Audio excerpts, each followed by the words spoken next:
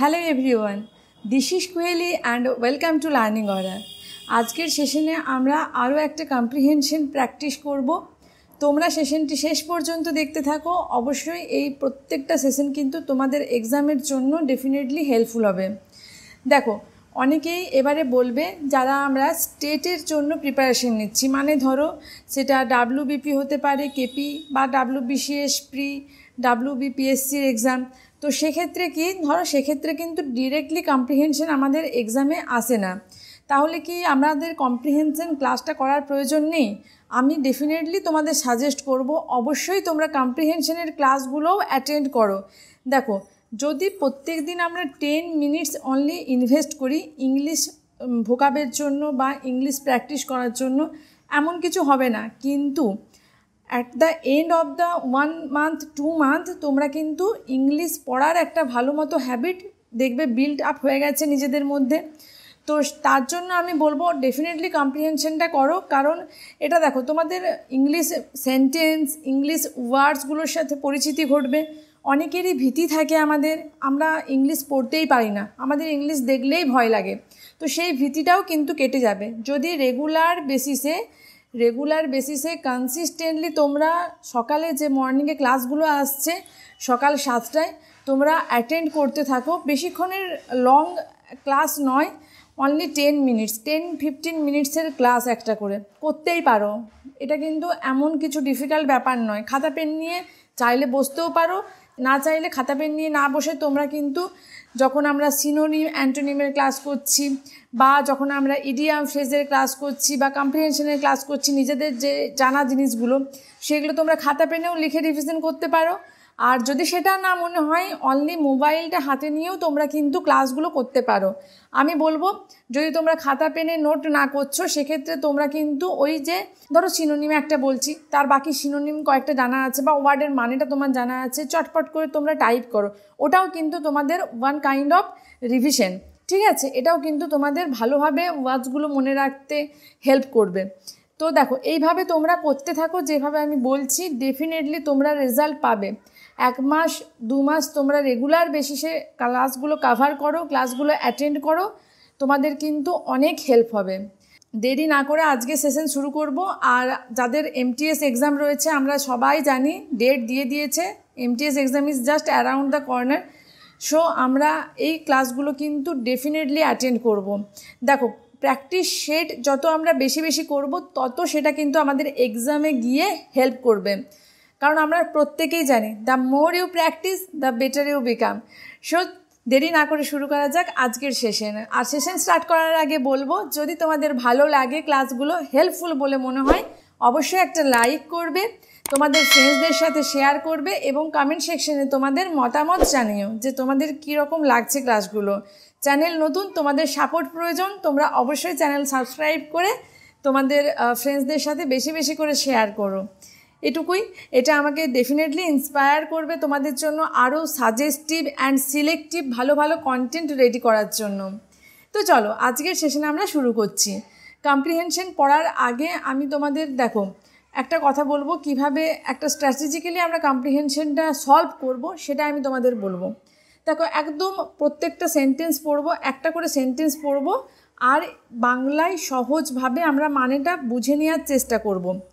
আর আমরা দেখব, দেখো যেখানে গ্রামাটিক্যাল কিছু ব্যাপার থাকে সেই ব্যাপারগুলো কিন্তু আমরা এখানে তোমাদের বোঝানোর চেষ্টা করব। দেখো, প্রথম সেন্টেন্সটা কী রকম রয়েছে? There are several reasons why people might dash that homework is an unnecessary burden on children। প্রথম সেন্টেন্সটাতে মানেটা কী বলতে চাওয়া রয়েছে যে দেয়ার আর সেভারেল রিজনস, অনেক রিজনস রয়েছে, কারণ রয়েছে। ওয়াই পিপিল মাইট থিঙ্ক, পিপিল মাইট আর্গু, পিপিল আর্গু করে যে হোমওয়ার্কটা কি, মানে ওই যে বাড়িতে দেখবে বাচ্চাদের হোম টাস্ক দেওয়া হয় না বা হোমওয়ার্ক দেওয়া হয়, তার কথাই এখানে বলা রয়েছে যে হোমওয়ার্কটা হচ্ছে একটা অপ্রয়োজনীয় বোঝা চিলড্রেনদের জন্য, বা বাচ্চাদের কাছে হোমওয়ার্কটা হচ্ছে একটা অপ্রয়োজনীয় বোঝা। এবার এই যে নাম্বার 1-এর যে ড্যাশটা রয়েছে সেটা কিন্তু আমাদের এই 4টের মধ্যে একটা ওয়ার্ড দিয়ে ফিল করতে হবে।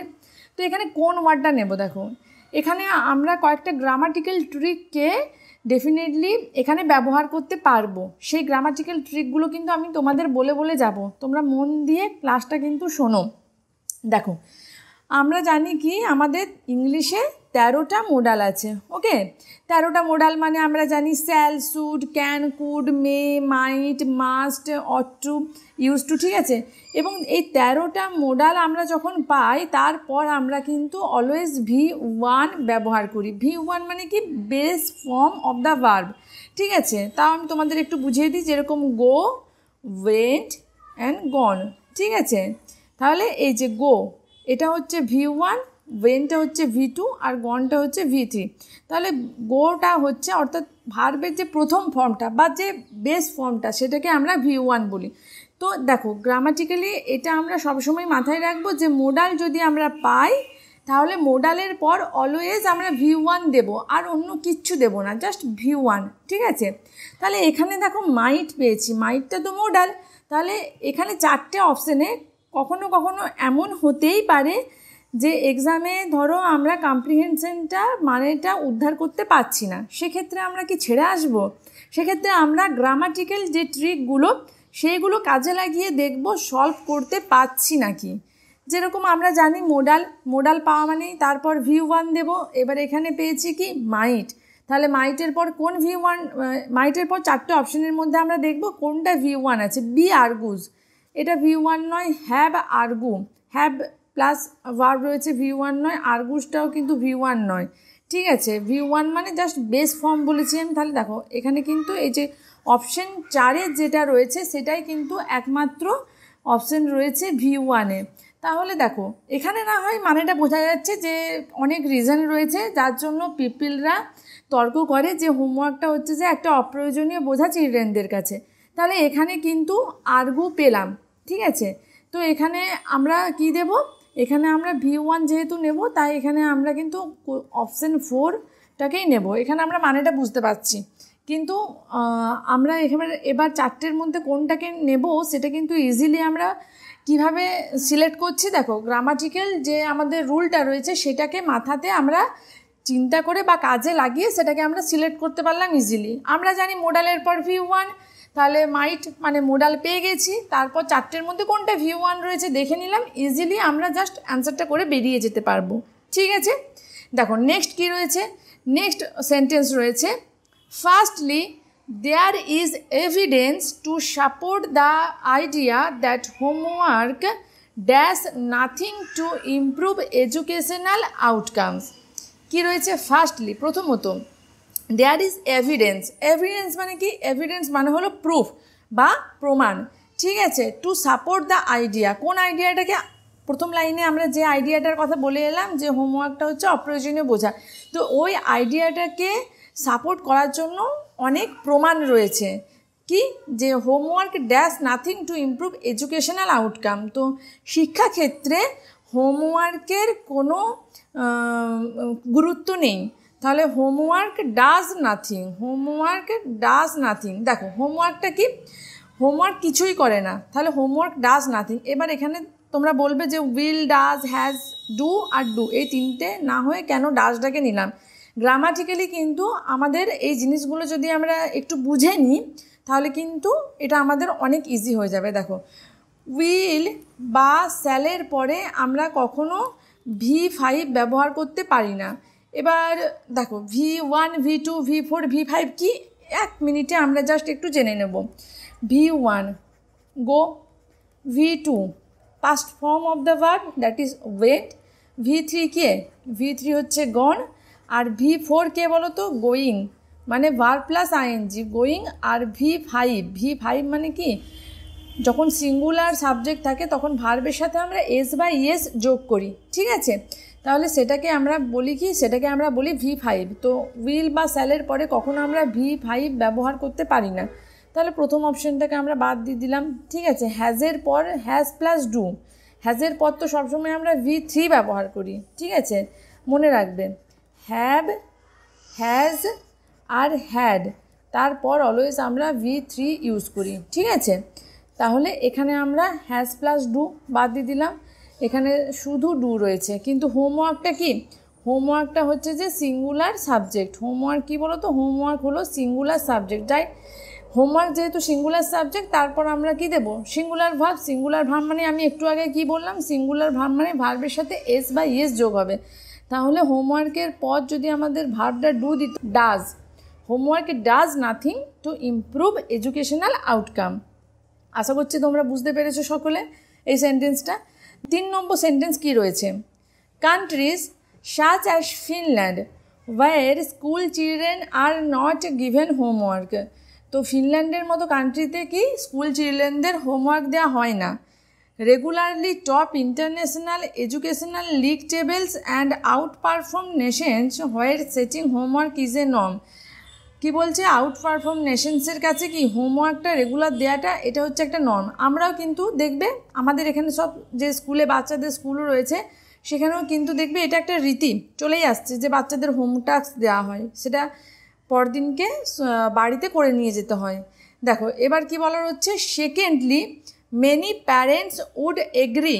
অনেক পিতামাতাই এটাতে রাজি কি না, যে the school day is already dash. School day is already কি অনেক দীর্ঘ। তাহলে কি বিগ এনাফ মানে কি, বিগ মানে বড়, নট এনাফ, এনাফ অফ হচ্ছে না, কি দীর্ঘ তার মানে কি লং। লং মানে আমরা জানি কি দীর্ঘ বা লম্বা। তাহলে কি বলছে, school day is already long enough, মানে স্কুলের যে টাইমটা, স্কুলের ডিউরেশনটা অলরেডি যথেষ্ট লম্বা, ঠিক আছে। And leaves their children too tired to do further study. এবং তাদের ছেলেমেয়েদেরকে মানে স্কুলে যেহেতু অতটা দীর্ঘ সময় তারা কাটায়, তাই বাচ্চাদের অলরেডি স্কুলে একটা এক্সস্ট বা টায়ার্ড হয়ে যায় বাচ্চারা। To do further study when they return home. তো তারা যখন বাড়ি ফিরে আসে আরও পড়াশুনো করার জন্য তারা আর এলিজিবল থাকে না, মানে তারা এতটা দীর্ঘ সময় স্কুলে থাকার পর অলরেডি তারা খুব ক্লান্ত হয়ে যায়, মানে তারা টু টায়ার্ড মানে কি ভীষণ টায়ার্ড হয়ে যায়। টু ডু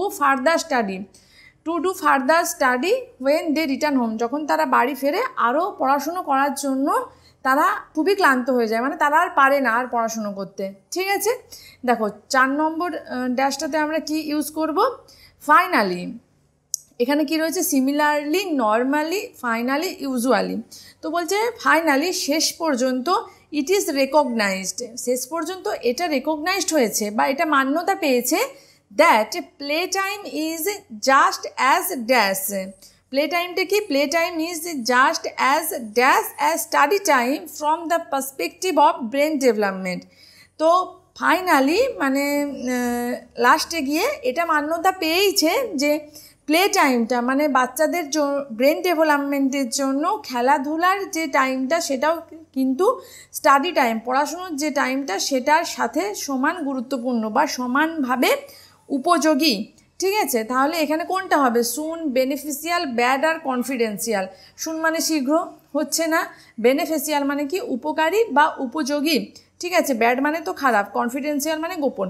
তাহলে কি বলা হচ্ছে এখানে, যে finally it is recognised, finally it is recognised that play time is just as beneficial, মানে প্লে টাইমটা কি অ্যাজ বেনিফিশিয়াল মানে ততটাই উপকারী অ্যাজ স্টাডি টাইমের মতোই, from the perspective of brain development. তাহলে বাচ্চার ব্রেন ডেভেলপমেন্টের জন্য প্লে টাইমের সাথে সাথে প্লে টাইম এবং স্টাডি টাইম দুটোই কিন্তু ইকুয়ালি গুরুত্বপূর্ণ। তো এটা ফাইনালি মান্যতা পেয়েছে এই বিষয়টা, ঠিক আছে। তাহলে এখানে আমরা কোনটা নিলাম, option 2 will be the right answer. দেখো 10 মিনিটও আমাদের টাইম লাগলো না, আমরা কিন্তু একটা কম্প্রিহেনশন, একটা স্ট্যান্জা পড়লাম এবং সেটাকে সলভ করলাম উইথ গ্রামাটিক্যাল কনসেপ্ট। তাহলে এখানে তোমাদের কি মনে হচ্ছে ক্লাসটা করার পর, এটা তোমাদের হেল্প হবে? না, এখনই তোমরা বুঝতে পারবে না। তোমরা রেগুলার 1 মান্থ অ্যাটলিস্ট তোমাদের ক্লাসগুলো অ্যাটেন্ড করতে হবে, তারপর তোমরা কিন্তু নিজেদের মধ্যে ইমপ্রুভমেন্টটা দেখতে পাবে। মানে এমন নয় যে তুমি 7 দিন ক্লাস করলে বা 10 দিন ক্লাস করলে তারপরেই তোমার মানে খুব কনফিডেন্স চলে এলো যে আমি ইংলিশ পাচ্ছি, এটা কিন্তু হবে না। টু বি অনেস্ট, তোমরা যদি কনসিস্টেন্টলি 1 মাস 2 মাস ক্লাস করতে থাকো রেগুলার বেসিসে, অন্তত দিনে 10-15 মিনিট করে তোমরা এই তোমাদের ভোকাবের জন্য দাও। এই যে কম্প্রিহেনশনের ক্লাসগুলো, এটাও কিন্তু তোমাদের ওভারঅল ইংলিশ গ্রামার, ইংলিশ ভোকাবে হেল্প করবে। আর তাছাড়াও যে ভোকাবের ক্লাসগুলো করানো হচ্ছে সেটাও তোমাদের তো ভোকাবের জন্য একদম ওরিয়েন্টেড ক্লাস। আর তাছাড়াও সন্ধ্যেবেলায় তোমরা গ্রামারের প্র্যাকটিস সেট পাচ্ছ, সেটা প্র্যাকটিস করতে থাকো। তো এই যে 10 মিনিট 20 মিনিট করে যদি টাইম দিতে থাকো কনসিস্টেন্টলি, তারপর কিন্তু সেটা তোমাদের হেল্প হবে। তো আমি তোমাদের এটাই রিকোয়েস্ট করব যে তোমরা অবশ্যই ক্লাসগুলো করতে থাকো, এখান থেকে তোমরা অবশ্যই বেনিফিটেড হবে। আর যদি ভালো লাগে ডেফিনেটলি একটা লাইক করতে ভুলবে না, শেয়ার করবে ফ্রেন্ডসদের সাথে এবং সাবস্ক্রাইব করতে ভুলবে না Learning Aura. Thank you for watching.